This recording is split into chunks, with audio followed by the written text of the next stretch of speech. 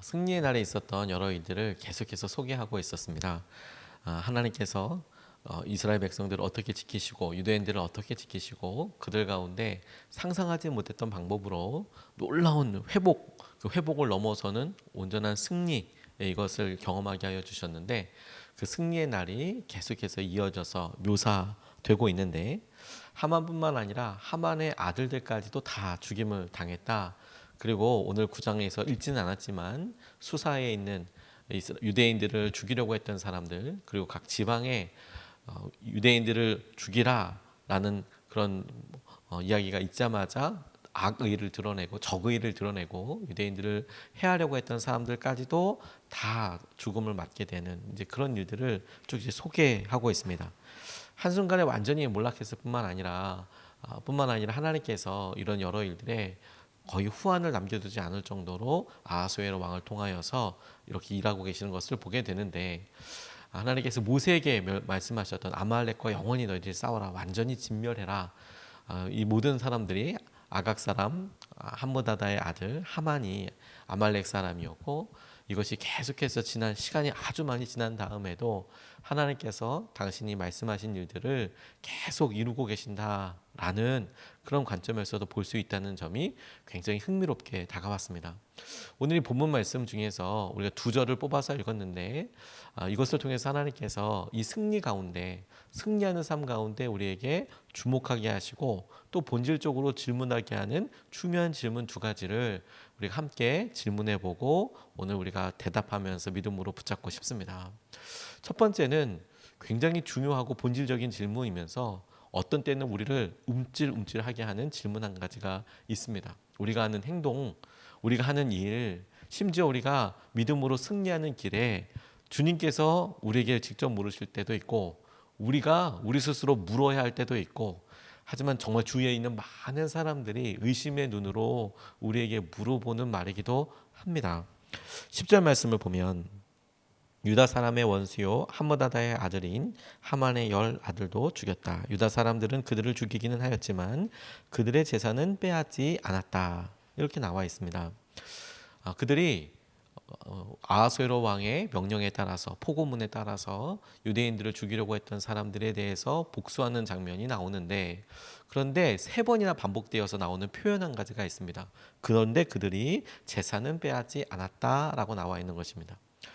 그들을 복수하는 그 집안을 무너뜨리고 그 집안에 있는 모든 것들을 유대인들이 그렇게 복수를 했을 때, 대개 상식적으로 그 집안에 있는 것들을 다 자기들이 노략질하거나 자신의 소유로 삼도록 하게 되는데, 그런데 이스라엘 백성들은, 유대인들은 그들에게 복수는 하였지만 노략질은 하지 않았다. 그들의 소유를, 재산을 빼앗지는 않았다. 이것이 그냥 한 번 나와 있는 게 아니라 세 번이나 반복이 되어 있어요. 세 번이나 그들이 그렇게 복수를 하고, 그런데 재산을 빼앗지는 않았다. 재산을 빼앗지는 않았다. 그런데 재산을 빼앗지는 않았다. 이렇게 나와 있는 겁니다. 하만과 하만의 아들들, 그리고 유대인들을 죽이려고 했던 사람들에 대한 복수가 이렇게 계속 이어질 때 속 시원하게 이렇게 지게 되는 이때에 한 가지 중요한 질문을 떠오르게 돼요. 그게 뭐냐? 그들의 재산을 왜 빼앗지 않은 것일까? 왜 그들의 재산에 대해서는 가만히 냅둔 것일까? 일부러 성경이 그 부분을 주목하여서 그런데 재산은 빼앗지 않았다. 그런데 재산은 빼앗지 않았다라고 이야기하고 있는 겁니다. 유대인들이 자신들을 해하려고 했던 사람들을 방어의 목적으로 그렇게 한 거구나. 그들이 죽을 뻔한 이런 일에서 왕이 내린 명령 안에서 자신들을 보호하기 위한 수단이었구나.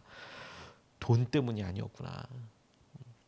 복수의 순간이 있고, 그래서 그것이 나타나는 바가 승리이고 적들이 완전히 망하게 되는 그런 순간이었지만, 성경에서 그들이 재산을 빼앗지 않았다라는 의미가 이것이 방어를 위한 것이고 뿐만 아니라 왕에게 있던 자기들을 보호하기 위한 수단이었지, 돈 때문이 아니었구나. 돈 때문이 아니었구나. 저희에게 계속해서 질문하고, 또 하나님도 여러 일들을 통해서 우리에게 질문하시고, 주위에 있는 사람들이 의심의 눈초리로 보는 질문이란, 저는 이런 질문이 아닐까 싶어요. 그 결국 돈 때문이냐, 돈 때문인 거냐, 이렇게 물어보시는 것이요. 그리고 그 질문에 우리가 어떤 때는 속마음이 확 들킨 것처럼 네가 못한다고 이야기하는 것은 결국 돈 때문인 거냐? 네가 그렇게 안 된다고 이야기하는 것은 그럼 결국에 돈 때문인 거냐? 이런 울림과 질문으로 우리를 번쩍 정신이 깨도록 한다. 이렇게 생각하게 되었습니다. 승리에 도취되어서 막 이런 건 다 좋지. 이런 것도 하나님께서 주시는 것이지. 라고 생각하기 쉬운데 얼걸결에 유혹에 넘어가고 탐욕에 넘어가고 그런 일들이 많이 생기는 것이죠. 승리의 때 더욱 그렇습니다. 하나님께서 이것까지도 주신 것 아니냐라고 생각하다가 결국에는 주위 사람들이 저 돈 때문이네. 저거 욕심 때문이었네. 저거 결국엔 축복을 누리고 겉에 드러나는 것들 때문에 그렇게 된 거네. 이런 질문을 듣게 되면 참 승리가 퇴색될 뿐만 아니라 우리의 마음속에 진정성이 그대로 다 어렵게 다 드러나게 되는 그런 것을 보는 것이 아닐까 질문해 보게 됩니다. 저 스스로도 하나님께서 이런 일들을 어떤 일들과 우연한 사건과 혹은 깊이 생각해야 될 질문으로 질문하실 때가 있습니다. 개척을 준비하고 그리고 이 개척에서 청빙을 개척하기 전에 청빙을 이렇게 가게 될 수도 있었을 때 하나님께서 교회 하나를 알게 해주시고 그 교회에 가지 않겠냐 이런 제안을 청빙 제안을 받고 혼자서 기도하던 때가 있었습니다. 그 교회의 여러 사정들도 전해서 듣고 이러이러한 교회인데 참 목사님이 한번 청빙을 가보시는 게 어떻겠습니까? 기도해 보시면 어떻겠습니까? 기도를 하고 너무 그냥 간단하게 거기는 가면 안 되지 이런 생각이 제 안에 처음에는 들었었더랬습니다. 개척 준비를 하라고 개척 준비를 막 들어가고 있는데 청빙이 이렇게 오면 보는 관점에 따라서 개척이 아니라 하나님께서 청빙을 가게 해 주시는 건가 보구나. 다른 교회에 가게 해 주시는 건가 보구나. 이렇게 생각할 수도 있지만 또 개척을 준비하는 사람 입장에서는 이게 그냥 내 마음이 어떤지 시험해 보시는 건가? 이렇게 또 여겨질 수 있는 여지도 있거든요. 그런데 처음에 그냥 거기 교회에 가기보다 개척을 하고 싶다 이런 생각으로 기도하고 상황을 이렇게 보고 있을 즈음에 계속 지나가다가 여러 일들 질문하다가 주님이 제 마음속에 이 질문을 동일하게 만나게 해주셨어요. 네가 그 교회에 여러 힘들고 어렵고 이런 상황들도 아는데 너 결국은 돈 때문이냐? 돈 때문이냐? 제 안에 그것이 참 기도해야 할 그것을 직면하고 저 스스로가 하나님 아닙니다. 돈 때문이 아닙니다. 라고 스스로에게 정말 집요하게 질문했던 과정이 있었습니다. 결국에 가겠다고 순종을 하고 그리고 저를 보내겠다고 교회에서도 결정이 나고 하나님 그 교회에 가는 것이 주님의 뜻이군요 라고 준비해 가는 과정에 다 통과가 됐다가 그 교회 쪽에서 저를 받지 못하겠다고 재정을 좀 많이 해결했으면 좋겠는데 저한테는 그런 재정적인 여유도 전혀 없을 뿐만 아니라 또 상황도 그랬기 때문에 결국에는 제가 부임을 하지 못하게 되었지만 그 과정에서 주님께서 경제적인 것에 대해서 재정에 대해서 제가 하려고 하는 여러 일에 대해서 순수함과 그 일의 목적과 그 일을 통해서 남는 것에 대해서 정말 집요하게 물어보시더라고요. 저에게 큰 도움이 됐습니다. 저에게 제 자신이 무엇의 어떤 유혹에 넘어가기 쉬운가. 주님께 순종한다는 것이 어떤 질문들 앞에 정결해야 하는가. 그런 물어보게 되는 정말 중요한 그런 계기가 되고 정신이 번쩍 차리게 되는 것이었죠. 유대인들이 의도적으로 이것을 지킨 거라고 저는 확신합니다. 의도적으로. 이것은 공격의 목표가 아니고 공격을 하긴 했지만 보호하고 그리고 자기를 여러 복수 자체의 의미가 있지 돈 때문이 아니었다. 돈 때문이 아니었다. 우리가 우리 자신의 믿음의 상태와 우리에게 유혹적인 부분과 세상의 여러 관점들에 대해서 질문해 볼 때 오늘 그 질문을 함께 해보면 좋겠습니다. 주님, 제가 이런 일들을 하는 것이 결국엔 돈 때문입니까? 주님, 이것에 제가 정결해지기를 원합니다. 주님, 이것에 제가 주님 때문에 하게 된 순수함을 누리게 되기를 원합니다. 주님, 이것에 제가 깨어있게 되기를 원합니다. 이렇게 첫 번째로 같이 기도하고 싶습니다. 두 번째로 하게 되는 질문은 돈 때문이냐라는 질문이 아닙니다. 그럼 뭐 때문이냐? 그 무엇 때문인가 하는 것에 대한 대답과도 같다고 저는 그렇게 붙잡았습니다. 오늘 본문 말씀의 22절 말씀을 보면 그날에 유다 사람이 원수들의 손에서 벗어났으며 그날에 유다 사람의 슬픔이 기쁨으로 바뀌었고 초상날이 잔칫날로 바뀌었으므로 모르드게는 그 이틀 동안을 잔치를 벌이면서 기뻐하는 명절로 정하고 서로 음식을 나누어 먹고 가난한 사람들에게 선물을 주는 날로 지키도록 하였다라고 이렇게 이야기합니다. 슬픔이 기쁨으로 바뀌었대요. 이날에 큰 기쁨이 있었습니다. 자신들의 원수들의 손에서 죽음과 사막의 세력에서 벗어난 정말 생명의 날이고 기쁨의 날이었기 때문이죠. 그래서 이날에 잔치를 벌이면서 서로 음식을 나눠 먹고 서로 선물도 하고 가난한 사람을 따로 챙기기도 하고 명절로 지키게 되었다. 실제로 유대인들은 지금도 이 불임절을 정말 잘 지킵니다. 공교롭게도 이게 부활절 주간과 가히 맞물려 있어요. 부활절기랑 맞물려 있습니다. 근데 이스라엘 사람들은 이 부활절을 지키지는 않습니다. 예수 그리스도의 부활에 대해서, 부활하심에 대해서 유대인들은 역사적으로 그로 인하여서 상처도 가지고 있어요. 2차 대전 때 예수 그리스도를 죽인 그 일로 인하여서 나치가 유대인들을 학살할 때 갖고 있었던 모터가 뭐였냐면 너희들이 예수님을 죽이지 않았냐, 이런 이유도 있었습니다. 그러니까 유대 사람들은 부활절에 대해서 사실 좋은 의미를 갖고 있지 않아요. 또 유대인들의 많은 사람들이 메시아닉 주 같은 경우에는 예수님과 부활을 믿지만 많은 사람들이 예수님을 메시아라고 믿지 않습니다. 다시 오실 메시아, 자기에게 허락하실 메시아를 아직도 기다리고 있어요. 기다리고 있는 사람이 거의 대부분입니다. 그러니까 부활절에는 크게 의미를 갖지 않습니다. 오히려 전 세계에 있는 순례객들이, 성지 순례객들이 그 즈음에 많이 돌아오지만 그 즈음에 어떤 축제의 분위기가 나고 와, 이게 왜 이럴까, 어떻게 뭘 기념하는 걸까라고 할 때 그게 부활절이 아니고 불임절일 경우가 되게 많아요. 불임절이랑 이 음력으로 하기 때문에 겹치는 일들이 참 많습니다. 그래서 축제를 정말로 축제를 하고 선물을 제가 받아보진 않았지만 근데 그렇게 실제로 합니다. 지킵니다. 여전히 그날을 지키고 있어요. 그날 기쁨이 있고 여러 기쁨을 나누게 되고 그렇게 하죠. 하나님께서 우리에게 이 날을 허락하여 주실 때 그러면 복수의 날, 승리의 날, 하나님께서 우리와 함께 하시는 것을 명확하게 드러내신 날, 그럼 뭐냐? 무엇 때문에 하나님께서 이 하신 일들에 주목하게 하시고 우리가 어떤 것을 주목해야 하느냐? 기쁨 때문에 이 일을 하는 거예요. 기쁨 때문에. 우리가 순전히 기쁘기 때문에. 하나님께서 우리에게 주시는 것을 우리가 알았고 그 일이 하나님이 하신 것이기 때문에 우리가 기쁨으로 감당하는 겁니다. 주님, 우리의 마음속에 주님이 하신 일을 우리가 주목합니다. 주님께서 이 모든 일을 이루셨기 때문에 우리가 기뻐합니다. 주님께서 이 모든 일에 다 영광을 받으시기를 원합니다. 그게 행복이고 그게 우리에게 주님께서 주시는 일의 동기여야 한다고 붙잡게 됐어요.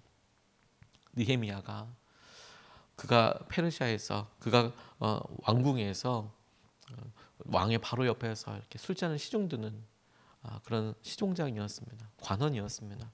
그런데 예루살렘 성벽이 무너져서 불타서 없어서 그 여전히 있다는 이야기를 듣고 그가 안타깝게 기도하던 중에 왕의 허락을 받아서 예루살렘으로 오게 되었습니다. 총독으로 부임하게 되었습니다. 아무 말도 하지 않고 예루살렘 성을 돌아보았던 느헤미야가 마침내 계획을 세우고 예루살렘에 남아있는 사람들에게 이야기를 했을 때 처음에 사람들은 아마 황당하기도 했을 거예요. 그런데 하나님께서 일을 열어주실 때가 되니까 사람들이 각각 반응하기 시작하고 그래서 그 다음 성벽을 자기 집 앞에 성벽을 쌓기 시작하고 그 다음 사람이 쌓기 시작하고 그 다음 사람, 그 다음 사람, 그 다음 사람이 그래서 성벽을 쭉 짓기 시작합니다. 52일 만에 성벽을 완성해요. 처음에 그것을 바라보고 비웃던 사람들은 저 뭐 하는 거냐 쟤네들 지금 저 도대체 뭐야 저거 저 성은 여우가 올라가도 그냥 무너져 버릴 거야. 사람이 올라가기는커녕 여우만 올라가도 무너져 버릴 거야. 그 이야기와 소문을 듣고 느헤미야가 주님 이거 기억해 달라고 그렇게 기도할 정도였습니다. 저거 안 된다, 방해한다, 느헤미야를 따로 불러서 암살을 하려고 하기도 하고 수없이 많은 그런 시도들이 있었지만 52일 만에 성벽을 짓고 그리고 그날 모여서 하나님 앞에 예배를 드리게 돼요. 하나님의 말씀을 읽고 하나님께서 어떻게 명령하시고 어떻게 이야기하셨는지 예배를 드리게 되는데, 에스라가 일어나서 구약의 성경을 읽고 하나님의 말씀을 선포할 때 사람들이 다 같이 일어나서 하나님의 말씀을 경외하는 마음으로 그것을 들었습니다. 일어서서, 앉아서 들을 수가 없었어요. 일어서서 그 말씀을 듣고 하나님이 하신 일에 대해서 주목합니다. 말씀을 들을 때 이스라엘 백성들 가운데 일어났던 것은 뭐냐면 그 마음에 무너지면서 회개하는 거였어요. 슬퍼하는 거였어요. 근데 주님께서 에스라의 입을 통하여 이렇게 얘기하십니다. 하나님을 기뻐하는 것이 너희의 힘이 될 거다. 지금은 슬퍼할 날이 아니고 지금은 주님 앞에서 기뻐해야 될 날이다. 하나님을 기뻐하는 것이 너희에게는 힘이 될 거야. 하나님 앞에서 기뻐하는 것, 하나님으로 인하여서 기뻐하는 것, 하나님 때문에 기뻐하게 되는 것, 그 일로 인하여서 너희에게 힘이 되고 즐거움이 되고 하나님 앞에서 기뻐하는 것이 너희에게 힘이고 즐거움이 될 거다. 주님께서 느헤미야와 에스라를 통하여서 그와 같은 일을 보여주시고 주목하게 해주셨어요. 우리에게 주님께서 마치 느헤미야의 성을 쌓아가듯이 주님께서 우리에게 어떤 사명을 주시고 우리에게 우리의 직장과 우리의 먹거리와 우리의 생활들을 통하여서 주님께서 여러 삶의 의미를 깨달아가게 하시고 성숙하게 하시고 성장하게 하십니다. 그리고 질문해 보는 거죠. 주님, 이 일을 하게 되는 이유와 동기가 돈 때문이 아니라 주님께서 우리에게 허락하신 기쁨이 되기를 원하고, 그 무엇보다도 주님, 이 일에 함께 하시는 주님 한 분이기를 원합니다. 오늘 우리가 사람을 만나고 오늘 우리가 우리의 오랜 처소나 우리의 직장이나 우리의 반복적인 일을 심지어 할 때에도 하나님, 이 일의 동기와 목적이 주님이 되시길 원합니다. 주님을 향한 기쁨이기를 원합니다. 주님만이 우리의 온전한 완성이 되기를 원합니다. 기쁨의 원인이 되기를 원합니다. 파스칼이 일기를 이렇게 남긴 것으로 유명합니다. 그의 일기와 그의 단편들이 그가 써놓은 이런 시편 글처럼 혹은 때로는 잠언처럼 아포리즘 같은 것들이 이렇게 쓰여져 있는 것을 모아서 팡세라는 책으로, 두꺼운 책으로 이렇게 남아 있습니다. 생각의 단편들, 팡세라고 하는 책에 남기기도 했는데, 그런데 그의 일기 가운데 그의 책 중에서 아주 놀라운 그런 대목 하나가 있어요. 그가 프랑스의 철학자이기도 하고 수학자이기도 하고 젊은 나이에서부터 참 많은 사람들에게 유명한 사람이었는데, 그가 세상을 떠났을 때 그의 외투 자락에서, 이 외투 자락 안에서 종이 조각 하나가 발견됐다는 거예요. 종이 조각 하나가. 그 종이는 외투 자락 안쪽에 덧댄 천 안에 들어 있었답니다. 그러니까 안주머니가 아니고 그걸 아예 이렇게 갖고 있었나 봐요. 안에 덧댄 종이 여기 안에 천 속에 들어 있었는데, 종이에 쓰인 날짜는 파스칼이 세상을 떠나기 전인 9년 전에였다는 겁니다. 그가 세상을 떠나기 9년 전인 1654년 11월 23일 월요일에 그렇게 쓰여져 있던 그 날짜가 이렇게 쓰여져 있는데요. 그 이전까지 파스칼은 큰 성공을 거두긴 했지만 언제나 자신이 불행하다고 느꼈대요. 언제나 자신이 난 이게 왜 이런가. 그런데 바로 그 월요일 밤에 하나님을 만났어요. 하나님을. 사람들은 파스칼이 변했다는 사실을 눈치챘고, 전에는 외적으로는 성공하고 사람들에게 알려지긴 했지만, 젊은 나이에 이런 모든 것들을 거두긴 했지만 혼란과 허우적대던 그가 완전히 변하게 됐어요. 세상과 자기 자신에 대해서 평온함을 찾게 되었습니다. 그러면서 그 사람이 있는 열흘 보면서 파스칼이 하나님을 만난 일에 대해서는 정작 다른 사람들한테 이야기하지는 않았답니다. 그날 어떤 일이 있었는지. 그저 주위에 있는 사람들이 어느 계기를 통해서 그가 완전히 변하고 그의 영혼이 변했다라는 것은 알았는데 그날에 있었던 일에 대해서는 표현하지 않았대요. 근데 이제 그가 죽고 나니까 이제 그게 발견이 된 거죠. 하나님을 만날 그날 밤에 어떤 일이 있었는지, 그가 비밀로 하고 있었던 게 무엇이었는지. 그 천을 이렇게 보니까 그 안에 꾸깃꾸깃한 하나 들어 있었는데 희미한 글씨 자국들이 이렇게 남아 있었답니다. 늘 그가 갖고 다녔던 그 종이에 이런 얘기가 남아 있을 때요. 불, 아브라함과 이삭과 야곱의 하나님, 철학자나 박식한 자나 자신만만한 자의 하나님이 아님, 확신, 느낌, 기쁨, 평강, 예수 그리스도의 하나님, 세상이나 다른 모든 것들은 잊음, 하나님만 생각함, 인간 영혼의 숭고함, 기쁨, 기쁨, 기쁨, 기쁨의 눈물. 그가 그렇게 남겨놨대요. 그날 만났던 날, 하나님을 만났던 날, 자기 안에 있었던 일들을 생각해서 막 휘갈겨서 적어놓듯이 써놓은 것을 보니까 철학자의 하나님, 그가 철학자였거든요. 그가 박식하다고 사람들한테 소문난 사람이었거든요.